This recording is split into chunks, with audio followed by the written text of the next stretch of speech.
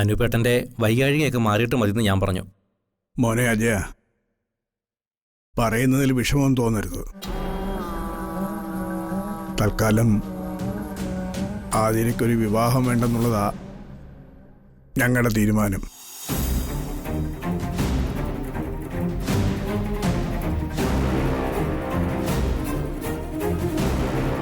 ഞങ്ങൾ പറഞ്ഞില്ലേ മൂത്തൊരു മകളും കൂടി ഉണ്ടെന്ന്.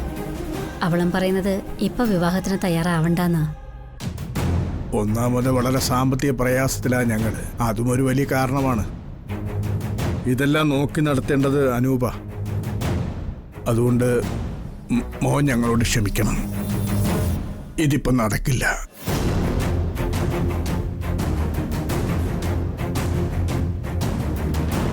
എനിക്കറിയാം നിങ്ങളുടെ അവസ്ഥയെപ്പറ്റിയൊക്കെ. സാമ്പത്തികം എന്ന് പറയുന്നത് എന്നെ സംബന്ധിച്ച് വലിയ കാര്യമൊന്നുമല്ല. അതുകൊണ്ട് തന്നെ അച്ഛൻ ക്ഷമ പറയേണ്ട കാര്യമൊന്നുമില്ല.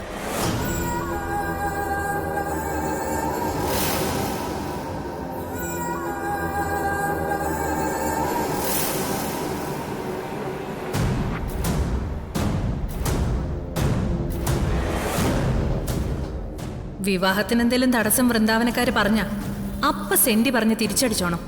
അതിലവര് വീണോളും. ഞാൻ ഈ കുടുംബത്തിൽ നിന്ന് വിവാഹം കഴിക്കാമെന്ന് ഓർത്തത് നിങ്ങളുടെ സാമ്പത്തികാവസ്ഥ നോക്കിയല്ല. നല്ലൊരു അച്ഛനും അമ്മയും ഏട്ടനും ഒക്കെ ഉള്ള കുടുംബത്തിൽ എനിക്കും വന്ന് കയറണം എന്നൊരു ഇഷ്ടമുള്ളതുകൊണ്ട്. പിന്നെ എൻ്റെ സഹോദരിയെ വിവാഹം കഴിപ്പിക്കുന്ന സമയത്ത് ഞാനും അനൂപേട്ടനെ പോലെ പല അവസ്ഥയിൽ കൂടിയും കടന്നു പോയിട്ടുണ്ട്. എൻ്റെ അച്ഛനും അച്ഛനെപ്പോലെ ആദ്യയോടെ സംസാരിച്ചിട്ടുണ്ട്.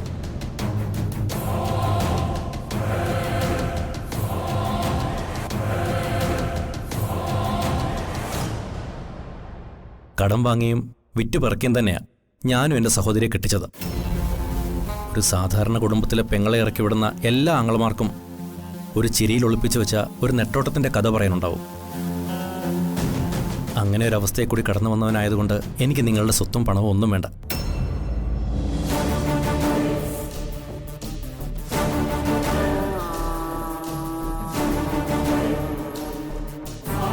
എന്നെപ്പോലെ തന്നെ ചിലപ്പോൾ ആതിരയോ ആഗ്രഹിച്ചു കാണും ഈ വിവാഹത്തിന്. ഞങ്ങളുടെ ഇഷ്ടത്തെ കേവലം പണം കൊണ്ടളന്ന് എതിർപ്പ് പറയരുത് നിങ്ങൾ.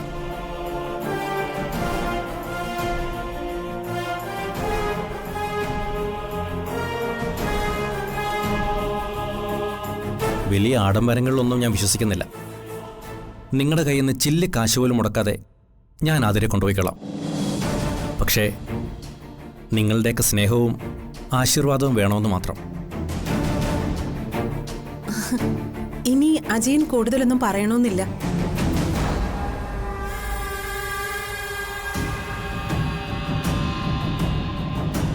നിനക്ക് ആതിരയെ എത്രത്തോളം ഇഷ്ടാണെന്ന് ഇവിടെ ഇപ്പൊ എല്ലാവർക്കും മനസ്സിലായി.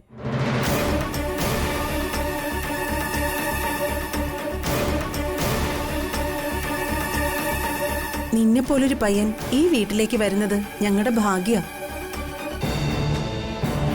ഞങ്ങളുടെ കൊച്ചിനെ നീ പൊന്നുപോലെ നോക്കൂന്ന് ഉറപ്പായ സ്ഥിതിക്ക് അനൂപേട്ടൻ ഒന്ന് നടന്നു തുടങ്ങിയ നമുക്കൊരു തീരുമാനം എടുക്കാം.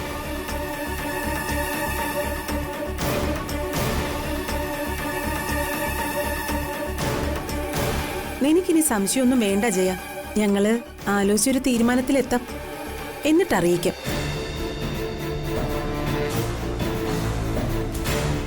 മതി, അത് മതി.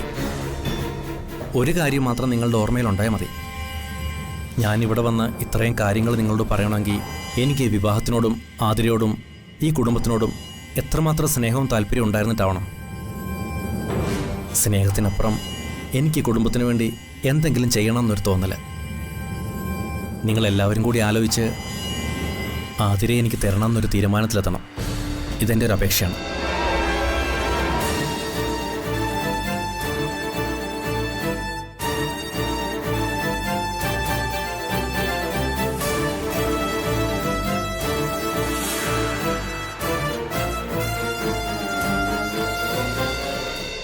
അതെ, ഒന്ന് നിന്നേ.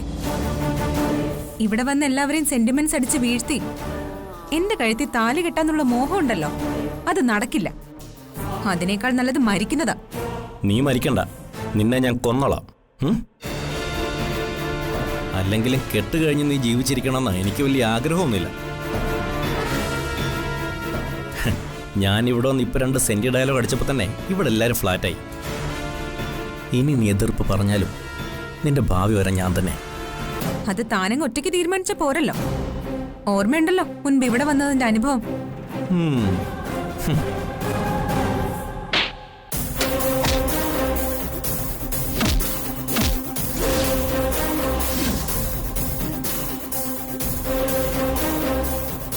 ഓർമ്മയുണ്ട്, അത് മറക്കാൻ പറ്റില്ലല്ലോ.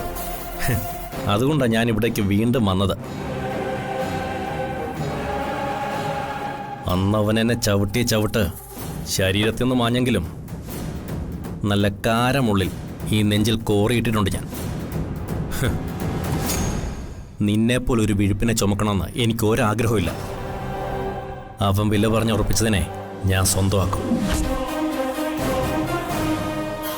എന്നിട്ട് വേണം എനിക്ക് കിട്ടിയതൊക്കെ അവന് തിരിച്ചു കൊടുക്കാൻ. നിന്റെ മുൻപിൽ ഇപ്പോൾ 2 വഴികളുള്ളത്. ഒന്നുകിൽ എൻ്റെ താലിക്ക് നേരെ കഴുത്ത് നീട്ട്, അല്ലെങ്കിൽ നീ ആത്മഹത്യ ചെയ്യുക. നീ സ്വയം ജീവൻ ഒടുക്കാൻ വൈകും തോറും എൻ്റെ ഭാര്യയായി ജീവിക്കേണ്ടി വരും. നിന്റെ മറ്റവനോട് പറഞ്ഞേക്കണം ഞാൻ വീണ്ടും ഈ പടി കയറി വന്ന കഥ. നിന്റെ സ്നേഹവും അനുകമ്പയും എനിക്ക് ആവശ്യമില്ലടി. അതൊക്കെ പണ്ടേ ഞാൻ എൻ്റെ മനസ്സിന് കളഞ്ഞല്ലേ. അതുകൊണ്ട് ഒരെതിർപ്പും പറയാതെ ഈ വിവാഹത്തിന് സമ്മതിച്ചേക്ക്. നിന്റെ അടവും അഭിനയൊക്കെ എന്റെ പാവം വീട്ടുകാർ വിശ്വസിച്ചൊന്നിരിക്കും. എന്നിൽ നീ അത് പ്രതീക്ഷിക്കണ്ട. അതിനായിട്ട് ഇവിടെ വന്ന് സമയവും കളയണ്ട. പോവാൻ നോക്ക്.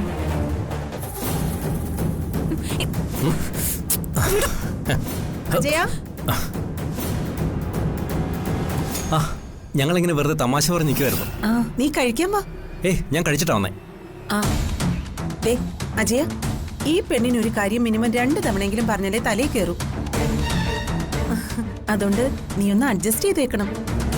അതൊക്കെ ഞാൻ നോക്കിക്കോളാം ചേച്ചി. കുടുംബജീവിതം എന്ന് പറഞ്ഞാൽ തന്നെ ഒരു അഡ്ജസ്റ്റ്മെന്റ് അല്ലേ? ഇപ്പൊ ഞാൻ എന്തു പറഞ്ഞാലും ആദ്യ തവണ തന്നെ ആതിരയ്ക്ക് മനസ്സിലാവും, അല്ലേ ആതിരെ? അല്ലെങ്കിൽ ഞാൻ മനസ്സിലാക്കി കൊടുക്കും. എന്നാ ഇറങ്ങട്ടെ ചേച്ചി. ആതിരെ, ശരി.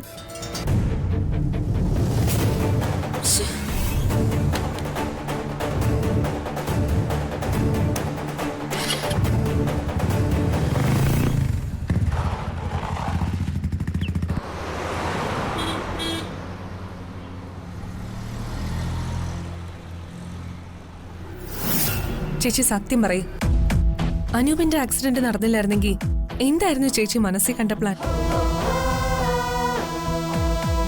വഴിയരികിലെ എന്തോ കണ്ട അർച്ചനയെ വിളിച്ച് പറഞ്ഞെന്നും അത് കേട്ട് അർച്ചന തിരികെ വരാൻ റെഡിയായിട്ട് നിൽക്കുകയാണെന്നും അല്ലേ ചേച്ചി പറഞ്ഞത്?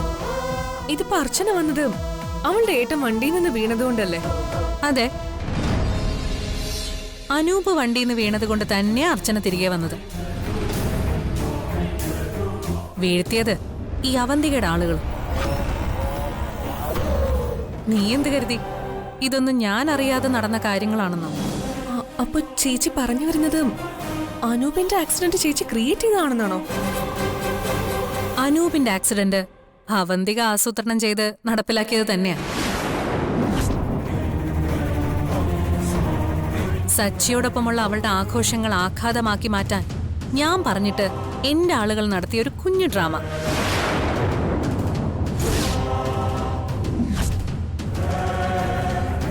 എന്ന് പറഞ്ഞാ ചേച്ചിയാണോ കാറിൽ വന്ന് അനൂപിന്റെ വണ്ടിയിൽ ഇടിച്ചത്? ശരിക്കും പറഞ്ഞാ എനിക്ക് നല്ല ആഗ്രഹം ഉണ്ടായിരുന്നു അവന് ഇടിച്ച് തെറിപ്പിക്കണമെന്ന്.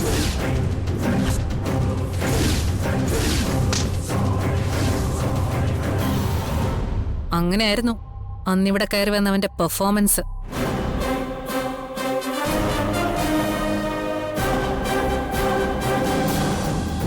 ഞാനായിട്ട് ഇതിനിറങ്ങിയ ഇടിച്ച് തെറിപ്പിക്കൽ മാത്രമല്ല, അവന്റെ നെഞ്ചിക്കൂടെ കയറ്റി ഇറക്കുകയും ചെയ്തേനെ.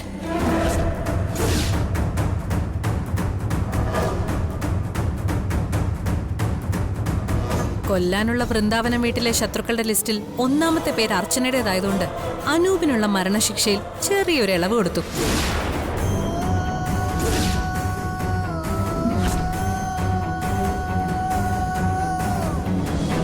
എങ്ങനെയും അർച്ചന തിരികെ ഇവിടെ എത്തിക്കണം എന്നല്ലാതെ വേറൊരു ഉദ്ദേശവും ഇല്ലാത്തതുകൊണ്ട് തൽക്കാലം ഒന്ന് പേടിപ്പിച്ചു വിട്ടുന്നേ ഉള്ളൂ.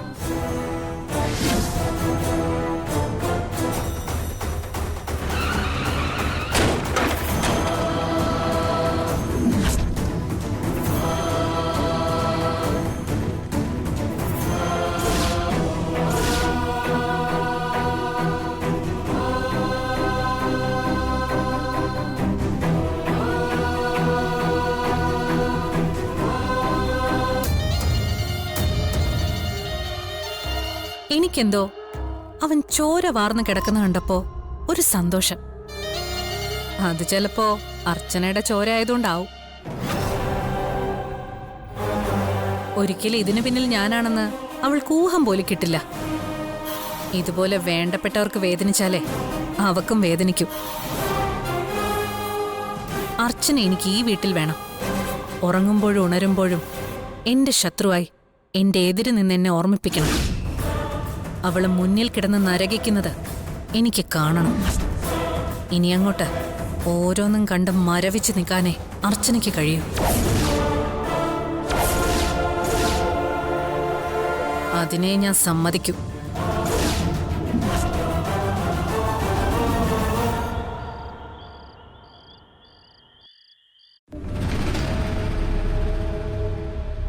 ഞാനായിട്ട് ഇതിനിറങ്ങിയ ഇടിച്ചു തെറിപ്പിക്കൽ മാത്രമല്ല, അവന്റെ നെഞ്ചിക്കൂടെ കയറ്റി ഇറക്കുകയും ചെയ്തേനെ.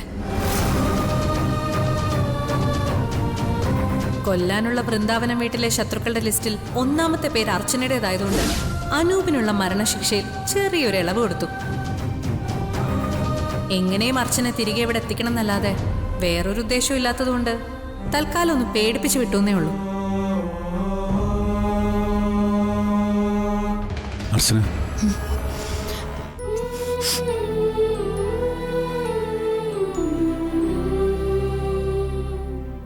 അർച്ചന, തനിക്ക് പേഴ്സണലായി പല പ്രശ്നങ്ങളും കാണും.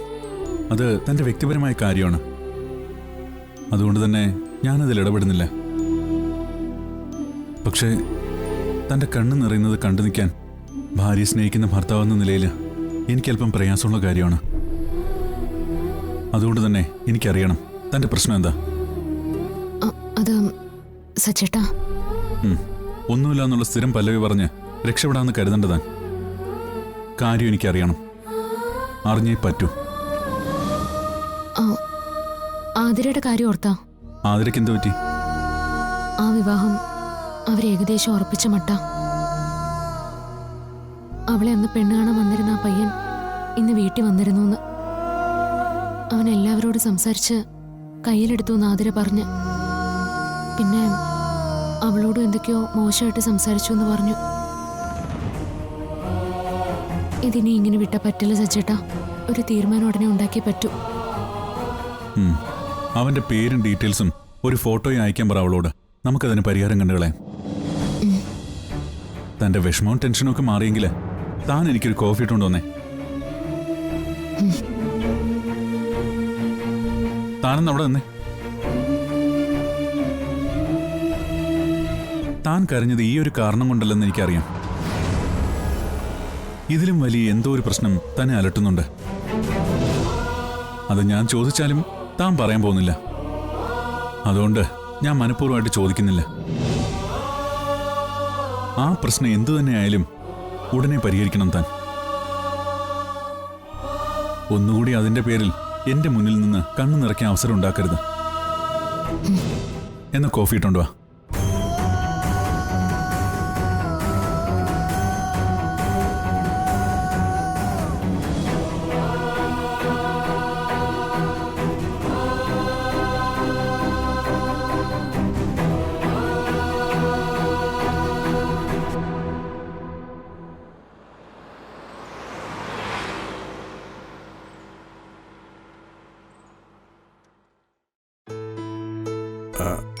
നീയും കൂടി ഇരിക്കേ.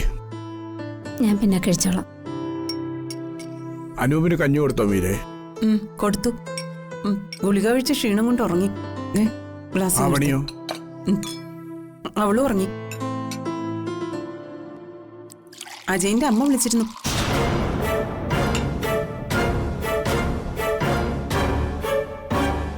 ഇനിയും വെച്ച് താമസിപ്പിക്കണമെന്നാ അവര് ചോദിക്കുന്നത്. ഇത് നമ്മളായിട്ട് താമസിപ്പിക്കുന്നതല്ലല്ലോ മോളെ. നിനക്കറിയാവുന്നതല്ലേ ഇവിടുത്തെ കാര്യങ്ങളൊക്കെ. എല്ലാ അച്ഛനമ്മമാരും അവരുടെ ഇല്ലായ്മയിൽ നിന്ന് തന്നെയാ പെൺമക്കളെ കെട്ടിച്ചു വിടുന്നത്.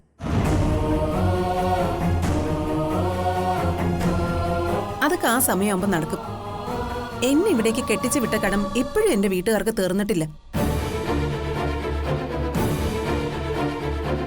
ഇതൊക്കെ എല്ലായിടത്തും പതിവുള്ളത് തന്നെയാ.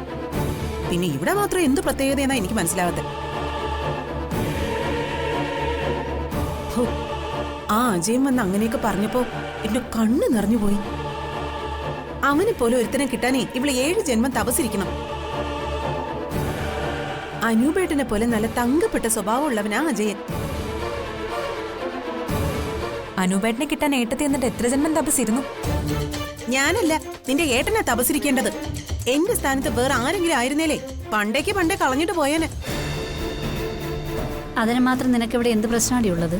അയ്യടാ, നിങ്ങൾ എല്ലാവരും ഇപ്പൊ അതൊന്നും സംസാരിക്കാതെ ആ അജയന്റെ അമ്മയോട് ഞാൻ എന്ത് പറയണമെന്ന് പറ. ഈ വിവാഹം നടക്കില്ലെന്നും മോൻ വേറൊരു പെണ്ണിനെ നോക്കാനും പറഞ്ഞേക്ക്. നല്ല ഡയലോഗ്. 100 പവനും 1 ഏക്കർ സ്ഥലവും കാറും ഒക്കെ കൊടുത്തല്ലേ നിന്നെ പറഞ്ഞു വിടാൻ പോകുന്നത്. അതുകൊണ്ട് അജയൻ ഇല്ലേലും ചെറുപ്പക്കാര് വരി വരിയായിട്ട് നിന്നോളും. ഈ പറഞ്ഞതൊക്കെ ഇങ്ങോട്ട് തരാന്ന് പറഞ്ഞാലും എനിക്ക് അയാളെ വേണ്ടാന്ന് പറഞ്ഞാ വേണ്ട. മോളെ, അജയൻ നല്ലവന്. നമ്മുടെ അവസ്ഥ ശരിക്കും മനസ്സിലാക്കി അവൻ തന്നെ ഇങ്ങോട്ട് വന്ന് സംസാരിച്ചു പോകണമെങ്കിൽ അവന്റെ മനസ്സിൽ നന്മയുള്ളതുകൊണ്ടാണ്. നന്മ? ഈ ഏട്ടത്തിക്ക് വിവരമില്ല. അച്ഛനും അമ്മയും കൂടി ഇങ്ങനെ തുടങ്ങിയ വളരെ കഷ്ടമാ. അതെ, എനിക്ക് വിവരം ഇച്ചിരി കുറവാ. അത് കൂടുതലുള്ള നീ വാശി കാണിക്കുന്ന എന്തിനാണെന്നും എനിക്കറിയാം.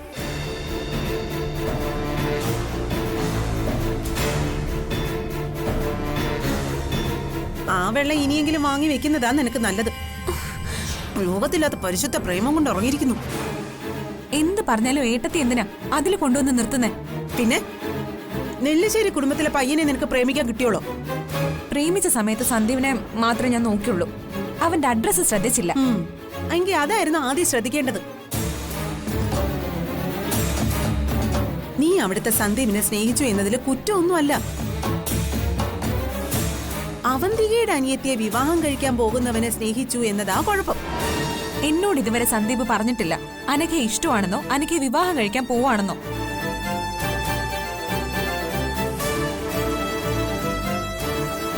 ഏട്ടത്തിക്ക് ഈയിടെയായിട്ട് ആ അവന്തികയെ വലിയ മതിപ്പാണല്ലോ. അതെടി, വലിയ മതിപ്പാ. നീ ഇപ്പൊ ഈ വീട്ടിലിരുന്ന് വെട്ടി വിഴുങ്ങുന്നതേ ആ അവന്തികയുടെ കാരുണ്യം കൊണ്ടാ. അനൂപേട്ടന്റെ 9 ലക്ഷം രൂപയുടെ കടം ആര് തീർത്തെന്നാ നീ കരുതിയിരിക്കുന്നത്? ആ പലിശക്കാരൻ ധനപാലന് പൈസ കൊടുത്തതേ അവന്തികയാ. അവന്തിക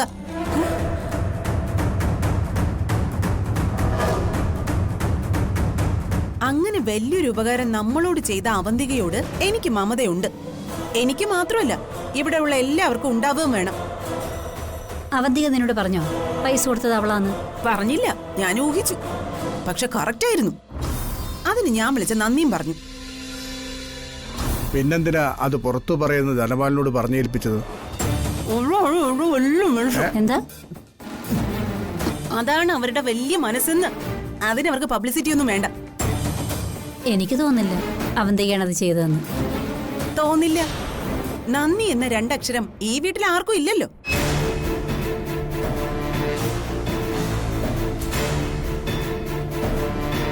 ആ ലക്ഷങ്ങൾ ആര് കൊടുത്തു എന്നാ വിചാരം? അകത്ത് കാലൊടിഞ്ഞു കിടക്കുന്ന ആ മനുഷ്യനെ 9 ലക്ഷം രൂപ കൊടുത്ത് സഹായിക്കാൻ വേറെ ആരാ ഉള്ളത്? അതുകൊണ്ട് അവന്തികയെ വേദനിപ്പിക്കുന്ന ഒന്നും നമ്മുടെ ഭാഗത്തൊന്നും ഉണ്ടാവരുത്. അവരുടെ ഇപ്പോഴത്തെ ഏറ്റവും വലിയ വേദന നിന്റെ ഈ പ്രേമ.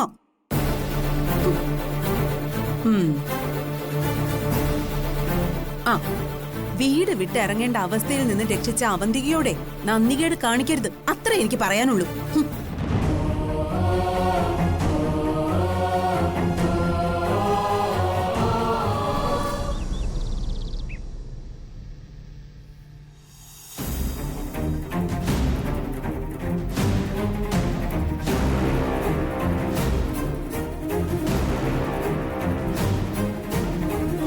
എനിക്കറിയായിരുന്നു നിവൃത്തിയില്ലാതെ വന്ന അവന്തിക ഇതൊക്കെ ചെയ്യുമെന്ന്. അത് പക്ഷെ അനൂപിനെ അപകടപ്പെടുത്തിക്കൊണ്ടാവുമെന്ന് കരുതിയില്ലെന്ന് മാത്രം. അവന്തികയ്ക്ക് അറിയാം എവിടെ തൊട്ടാലും അർച്ചനയ്ക്ക് പൊള്ളുന്നെന്ന്.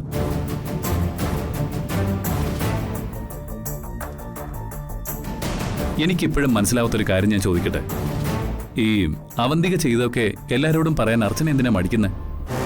ഓരോ ദിവസം കഴിയും തോറും അവൾ കൂടുതൽ കൂടുതൽ ദ്രോഹങ്ങളല്ലേ ചെയ്തുകൊണ്ടിരിക്കുന്നത്.